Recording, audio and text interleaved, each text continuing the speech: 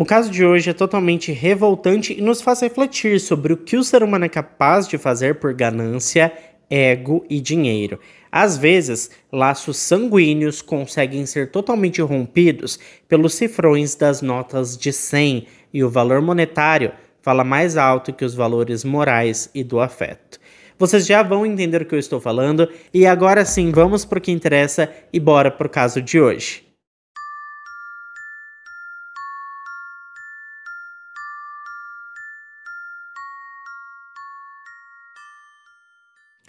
Elizabeth Leland Vasquez Movilla nasceu em 1967 na cidade de Cajamarca, que fica situada no Peru.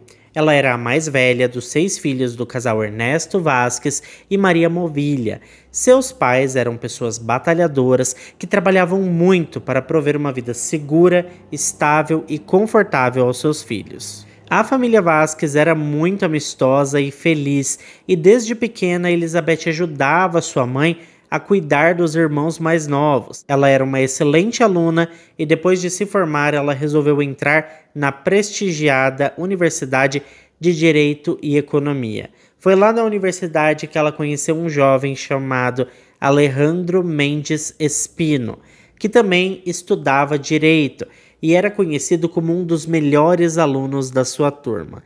Os dois desenvolveram uma amizade muito autêntica que rapidamente evoluiu para um relacionamento sério, e eles se casaram oficialmente em 1987, antes mesmo de se formarem na universidade. Os pais da Elizabeth aprovaram a escolha desde o início e aceitaram de bom grado seu genro na família. O Alejandro era um homem sério, inteligente, ambicioso e muito determinado, capaz de cuidar bem da filha mais velha do casal, Ernesto e Maria. No início, os recém-casados moravam junto com a família Vasquez, mas quando a Elizabeth engravidou, eles decidiram se mudar e foram morar sozinhos. Apenas um ano após o casamento, em 1988, o casal deu as boas-vindas à sua única herdeira conjunta, a quem deram o nome de Elizabeth Vasquez Espino, que recebeu ali o nome da mãe dela, né? Ela era carinhosamente chamada de Elita na família. A menina se tornou o centro das atenções de todos os seus numerosos parentes e a principal alegria dos seus pais. Anos depois do nascimento da filha, o casal cujas carreiras estavam em ascensão constante decidiu se mudar para Lima, a capital do Peru. Na época, o Alejandro estava buscando uma posição de procurador em um departamento de combate à corrupção, enquanto a Elizabeth havia aberto sua própria firma de consultoria jurídica. Ambos trabalhavam muito incansavelmente para prosperar em família, mas infelizmente não conseguiam passar tempo suficiente com a sua nova filha. Bom, diante de uma experiência insatisfatória ao contratar uma babá que não cumpria as expectativas da família, a jovem mãe decidiu enviar a sua filha para seus pais em Cajamarca, para que cuidassem dela. Os avós Maria e Ernesto prontamente concordaram e ficaram radiantes por ter a neta morando com eles por um tempo. A estadia da Elita na casa dos avós se estendeu por vários anos, e quando seus pais decidiram trazê-la de volta para casa, em Lima, ela já havia começado a frequentar a escola.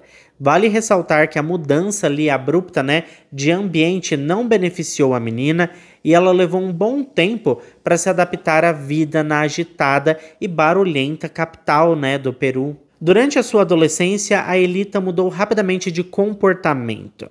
Ela se tornou rude, fazia birra e parou de ouvir os seus pais. Ela abandonou os estudos, se envolveu com más companhias e, o pior de tudo, começou a roubar dinheiro das carteiras de seus pais.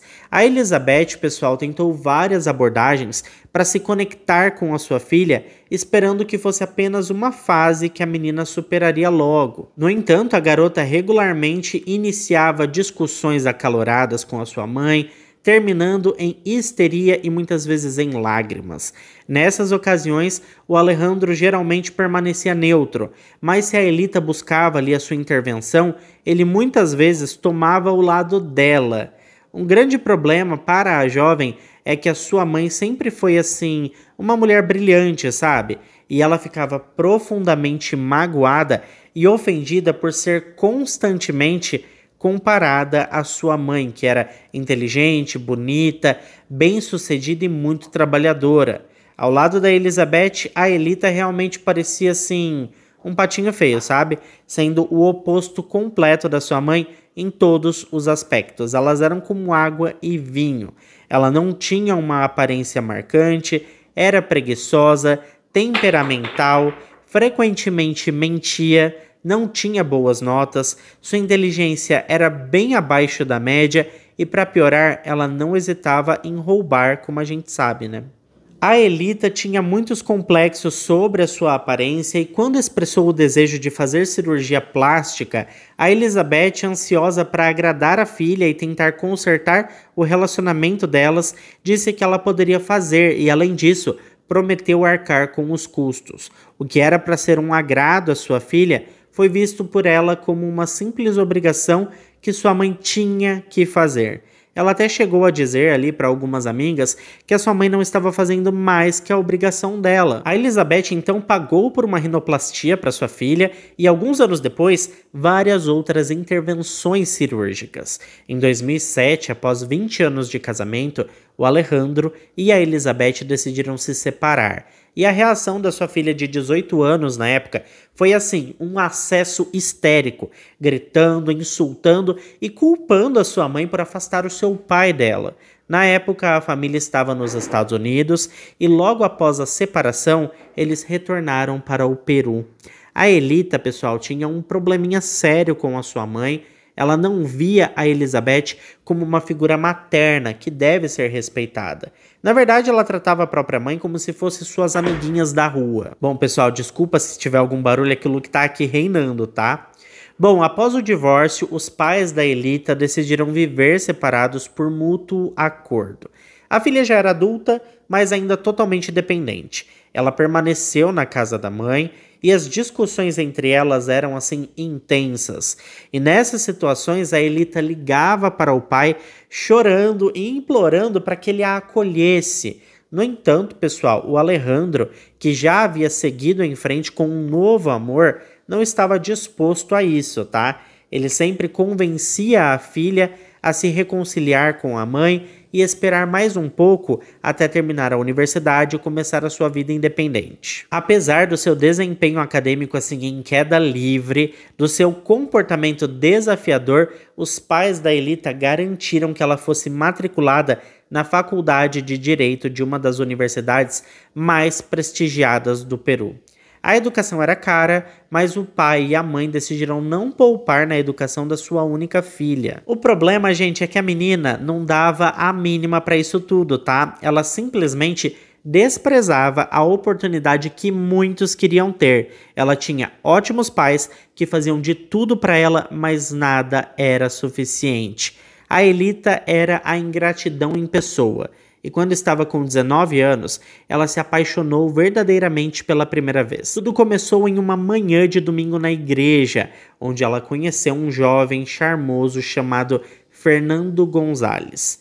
Ele não conseguia tirar os olhos dela durante o culto e depois se aproximou para se apresentar.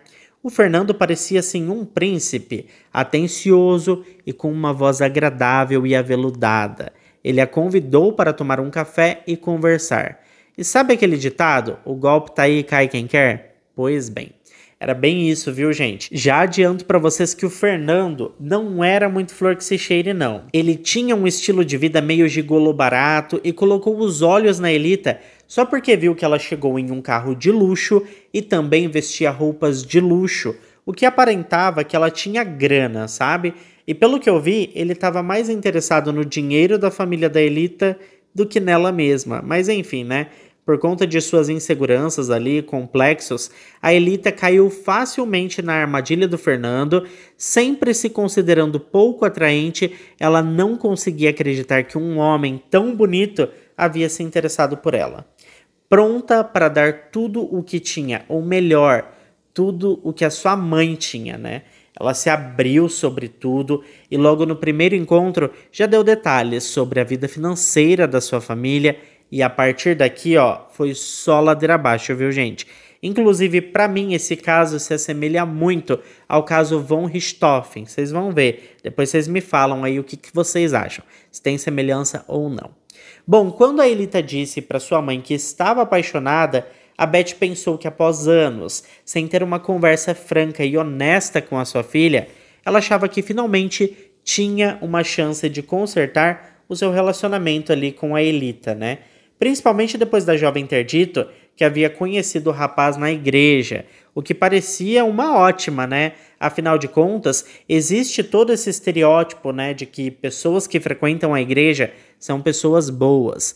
Só que é só o estereótipo, viu, gente? Porque, na verdade, pessoas ruins tem em todo canto. Mas, de qualquer forma, a Elita marcou um primeiro encontro com o seu namorado e a sua mãe, e o Fernando conseguiu causar uma boa impressão na Elizabeth.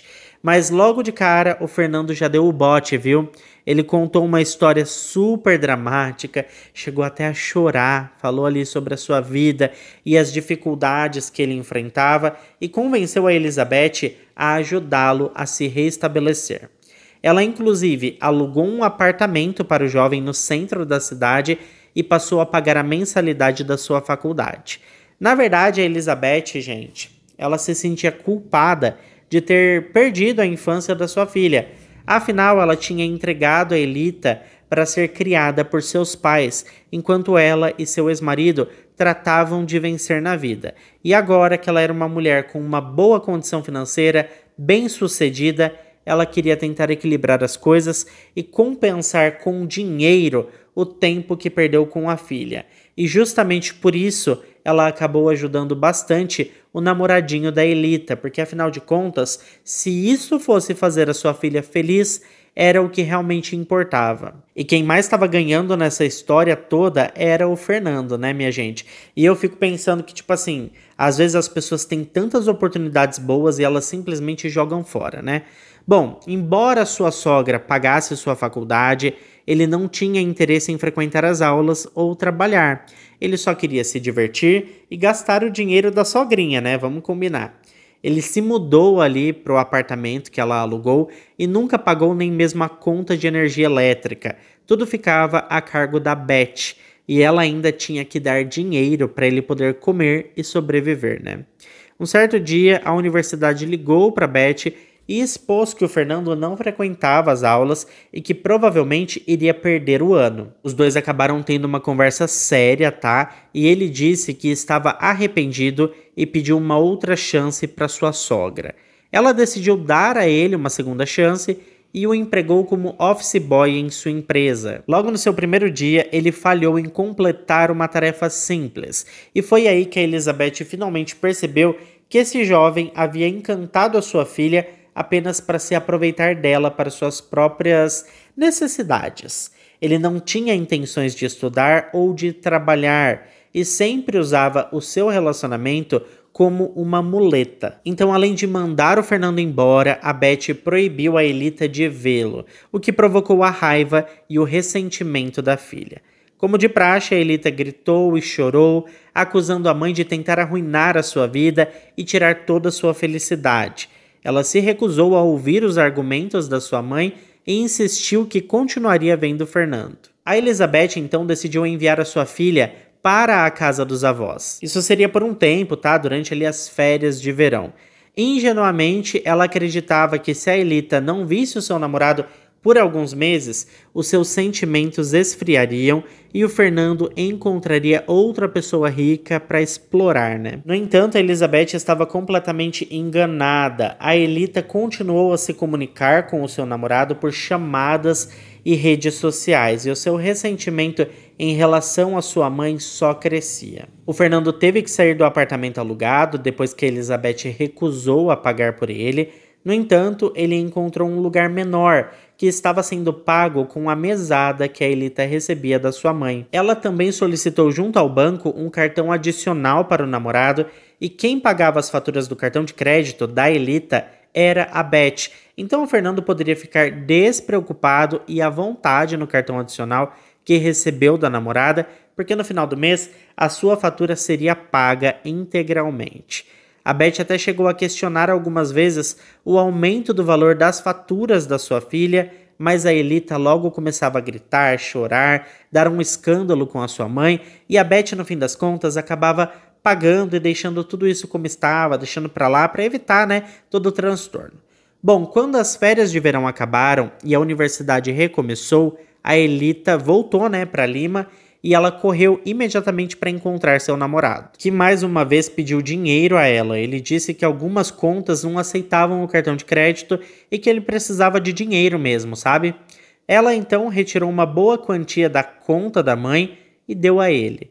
Lógico que a Beth iria perceber essa movimentação e naquela mesma noite ela teve uma discussão com a sua filha. Ela disse que já pagava faturas exorbitantes de cartão de crédito e que não era para nunca mais ela sacar valores da conta da mãe sem explicar o motivo desse saque. A discussão, pessoal, saiu do controle e a Elita chegou a arremessar um vaso contra a sua mãe. O vaso não acertou a Beth, mas depois disso ela resolveu cortar tanto o cartão de crédito quanto o acesso que a Elita tinha à sua conta corrente. A partir daquele momento, a Elita só teria o que a Beth comprasse e nada além disso. Ela não sabia, mas nesse momento ela estava assinando o seu próprio atestado de óbito.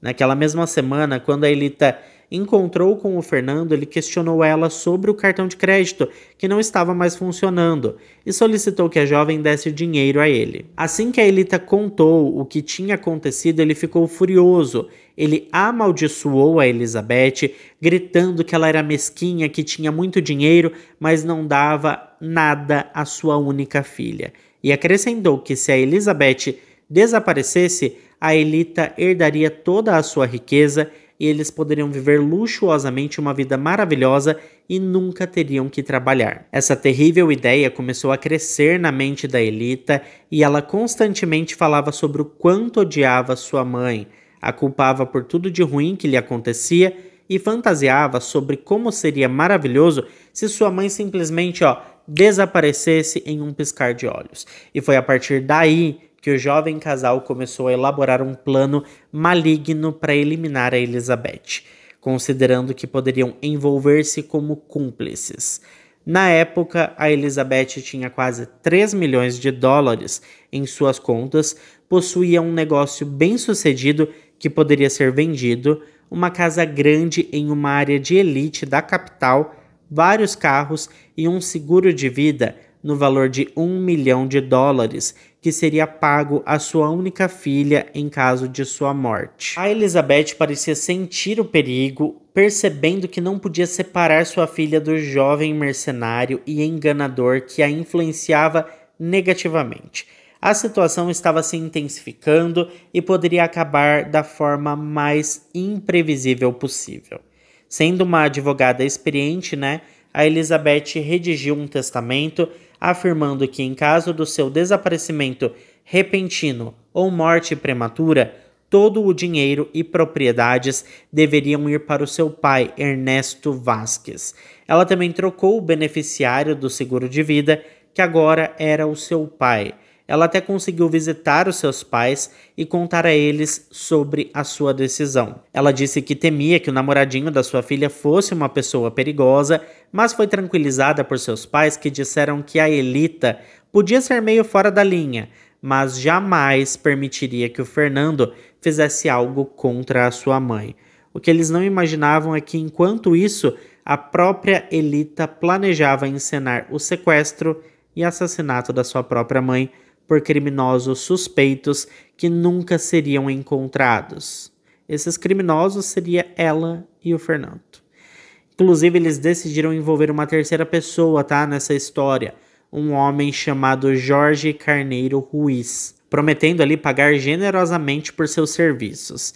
Ele aceitou a oferta sem pensar duas vezes e no dia 24 de janeiro de 2010, a Elita, que estava com 20 anos, se encontrou com seu namorado, que a essa altura tinha 23 anos, para finalizar o plano do crime que aconteceria no dia seguinte. Ela estava calma e tranquila, já imaginando como gastaria os milhões que herdaria da sua mãe.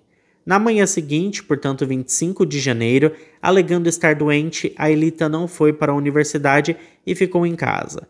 Quando sua mãe saiu para o trabalho, o Fernando e o Jorge já estavam à espreita do lado de fora da casa, esperando a jovem distrair o guarda que cuidava da residência para assim permitir a entrada deles dentro da casa. A Elita se aproximou do guarda de plantão e pediu que ele fosse comprar analgésicos para ela na farmácia mais próxima, que ficava a apenas 5 minutos de distância. Essa breve ausência permitiu que os jovens entrassem na casa e se escondessem no quarto principal. Quando a Elizabeth retornou, a Elita deixou cair um copo na cozinha, sinalizando para os dois que a sua mãe tinha chegado. Quando a Elizabeth entrou em seu quarto, o Fernando a derrubou no chão e começou ali a sufocá-la, enquanto Jorge ajudava a segurar a mulher.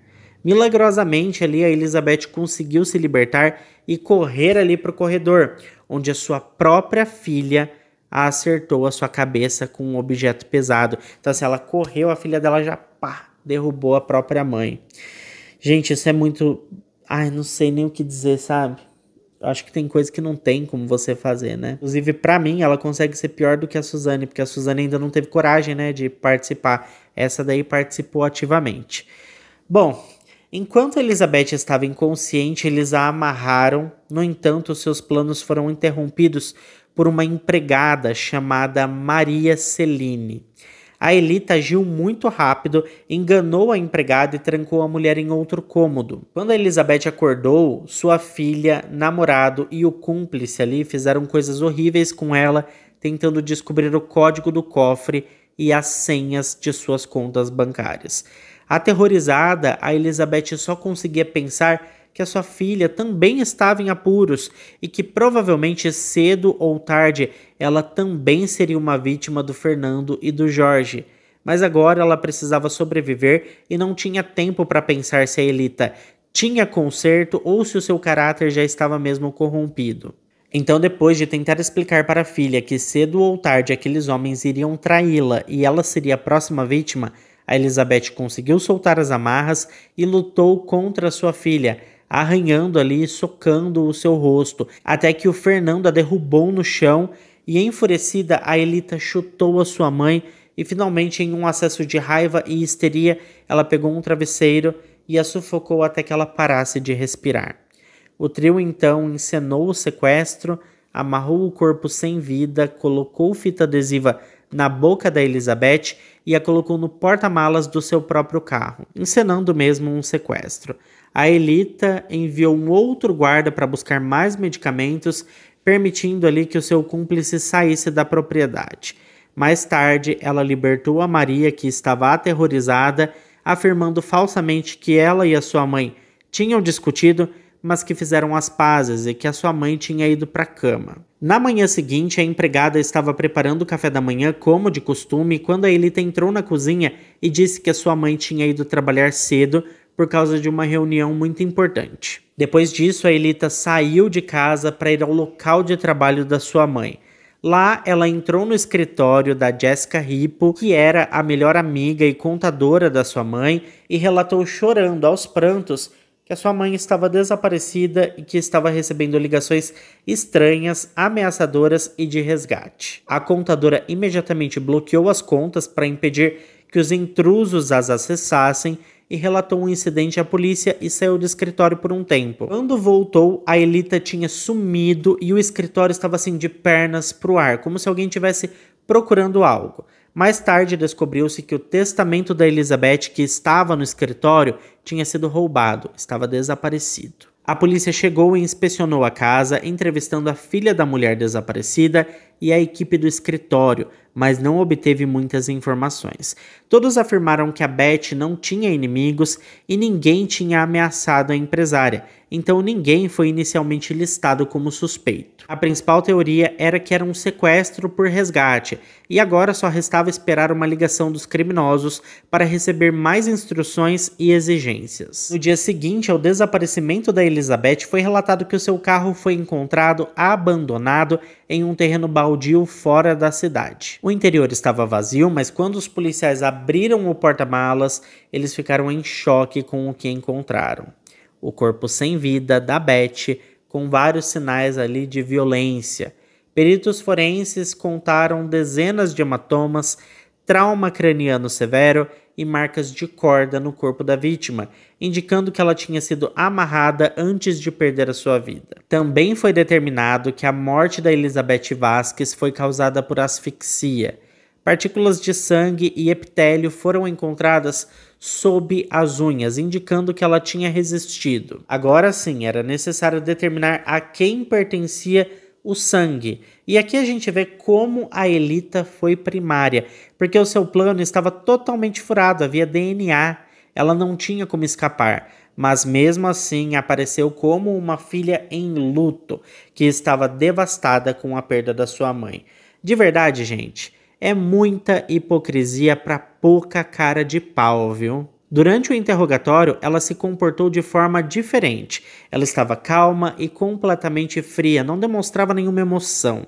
Diante das perguntas dos investigadores, ela estava visivelmente irritada e constantemente se contradizia em seu depoimento. Quando a polícia decidiu verificar as informações sobre as chamadas dos sequestradores e enviou um pedido à empresa Telefonia Celular, eles descobriram que a Elita não recebeu nenhuma ligação. Também ficou comprovado que nos dias anteriores ao desaparecimento da Beth, a Elita estava em contato frequente com um tal de Fernando Gonzalez, que eles também decidiram interrogar. No entanto, o jovem permaneceu em silêncio e, como ainda não tinham provas que o ligasse ao crime, ele foi solto. Os pais da Elizabeth estavam encarregados do funeral, enquanto a Elita só sabia falar em dinheiro. Ela pediu dinheiro para os seus avós várias vezes e é claro que eles não deram nenhum centavo para a neta. Então ela ligou ali para o seu pai, que já estava ciente do que havia acontecido, e chorando contou a ele que a polícia estava desconfiando dela e que ela precisava de dinheiro para se defender e provar a sua inocência.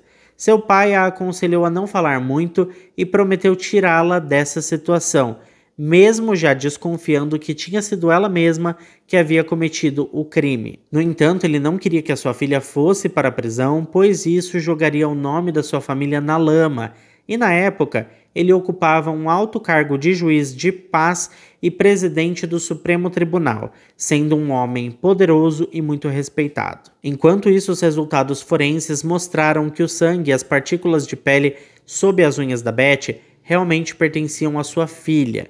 Elita tentou afirmar que teve uma briga séria com a mãe e brevemente discutiram, mas depois fizeram as pazes. No entanto, ninguém mais acreditava nela. Uma inspeção mais detalhada no quarto da jovem, com equipamentos especiais, revelou numerosos vestígios de sangue apagados por toda a casa, incluindo no quarto da Beth. Apesar de suas tentativas ali de apagar as evidências, a história da Elita de que teve uma discussão com a mãe à noite, mas depois fizeram as pazes, e a alegação de que a mãe saiu cedo para o trabalho na manhã seguinte e nunca mais foi vista, rapidamente desmoronaram. Ela se contradizia muito, sabe? Primeiro disse que não havia ido no quarto da mãe, e depois de ser confrontada ali com as provas, do sangue encontrado naquele cômodo, ela disse que a briga havia acontecido sim no quarto da mãe, mas que ela não fez nada contra a Elizabeth, que ela não sabia o que tinha acontecido. Além disso, tinha toda a questão das ligações que haviam sido fabricadas pela Elita, e depois também teve o depoimento da empregada Maria, que desempenhou um papel decisivo no caso. Ela contou como, na noite do crime, a Elita a trancou em um quarto de onde ela ouviu os gritos da Elizabeth e os sons de luta, mas não pôde ajudar porque estava presa. Depois dessa noite, ela nunca mais viu sua patroa, e a Elita insistia que tudo estava bem com a sua mãe, que ela simplesmente tinha saído cedo para trabalhar. Tudo isso levou à prisão da Elita e do seu namorado. A Elita foi presa na casa da sua mãe, o seu namorado foi detido algumas horas depois em um estabelecimento de entretenimento, e na manhã seguinte o Jorge foi preso, depois que o Fernando contou sua participação e ainda tentou jogar toda a culpa nele. Enquanto isso, Alejandro, o pai da Elita, contratou os melhores advogados para sua filha, mas percebeu que ela não seria capaz de escapar da justiça. Ao mesmo tempo, ele começou a cuidar dos trâmites sobre a herança da Elizabeth. Ele pretendia herdar todos os bens, já que o testamento havia desaparecido e a Elita, sua herdeira direta, enfrentava uma longa sentença de prisão. Ele alegou que ele e a Elizabeth nunca se divorciaram de fato, mas simplesmente viveram separados, permanecendo legalmente casados. Enquanto tudo isso acontecia, Ernesto Vasquez, avô da Elita, decidiu visitar sua neta na prisão e finalmente a sua máscara caiu. A Elita se comportou de forma arrogante, gritando insultos ao homem e declarando que não desejava vê-lo nunca mais. Esse encontro, gente, abalou profundamente o Ernesto, levando ele a um ataque cardíaco, no qual o homem não se recuperou e morreu 6 meses depois. Ou seja, depois de tirar a vida da própria mãe, a Elita conseguiu matar o seu avô do coração. A família Vasquez não conseguiu provar a existência do testamento deixado em nome do Ernesto, pois o documento desapareceu do escritório da Elizabeth e do banco de dados do tabelião. Aparentemente, a Elita foi responsável por roubar o documento no escritório e o Alejandro por fazer a cópia do tabelião simplesmente sumir num passe de mágica. Todos os documentos e referências ao divórcio do casal também desapareceram misteriosamente. Ficou provado que eles agiram em uma conspiração deliberada, agravando ainda mais a sua culpa.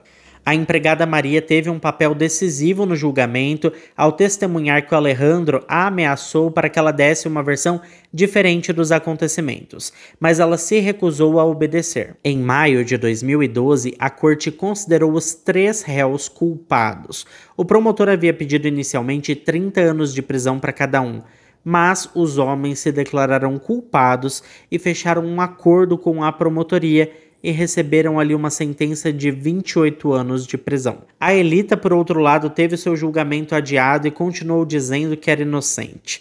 A Elita alegou que os verdadeiros culpados foram contratados por parentes da sua mãe que inventaram toda a história da herança para tomar posse dos bens da Elizabeth. O seu pai, inclusive, corroborou essa versão, tá? E eu nem acredito que ele fez isso. Só que assim, os esforços para declará-la mentalmente incapaz, toda essa história de que ela era suscetível à manipulação, falharam miseravelmente. E finalmente, em dezembro de 2012, a sentença final foi dada, condenando a Elita à pena máxima de 30 anos de prisão. Até hoje, ela e os seus cúmplices estão cumprindo suas penas na prisão. Quanto à disputa da herança, o seu destino permanece incerto. Em 2021, o Alejandro faleceu antes de conseguir pôr as mãos na fortuna da Beth. A família Vasquez busca excluir a Elita da lista de requerentes às propriedades da Elizabeth, alegando que ela está na prisão por ter tirado a vida da própria mãe. Atualmente, a principal pretendente à herança é a Maria, a mãe da Elizabeth, mas até onde eu soube, todo o patrimônio permanece bloqueado, congelado. E de verdade, eu acho que seria mais do que justo a mãe da Beth receber a herança, porque afinal de contas, só sobrou ela na linha de parentesco da Elizabeth. Mas é claro que eu quero saber a opinião de vocês sobre tudo isso, então deixa aqui embaixo para mim nos comentários o que você acha sobre todo esse caso. Eu particularmente acho ele muito parecido com o caso dos von Richthofen, mas eu quero saber se você concorda comigo. Muito obrigado a quem ficou até aqui comigo. Se ficou até aqui, não esquece de deixar o seu like, que ajuda muito na divulgação do canal. Um beijo para todos vocês e até o próximo vídeo.